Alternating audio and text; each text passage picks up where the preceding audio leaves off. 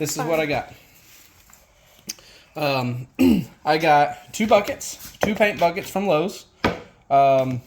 This is a 2-liter bucket, and then this is a 24-ounce bucket.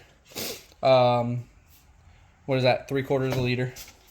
And what I'm planning on doing, I'm gonna shove this down on top of it, and I'm going to put some weight up on top of it. That zip tie through there, and take a second zip tie and tighten it up, and it'll be good to go. So, don't get too close. All right. So, like I said, what I'm planning on doing, upside down. It's filled up all the way over. It's in the 40s. Actually, it's working good. That I have the wood on. That's okay. But once I got it popped off of there, I don't feel like it's gonna be hard holding on to it. It's slippery, water.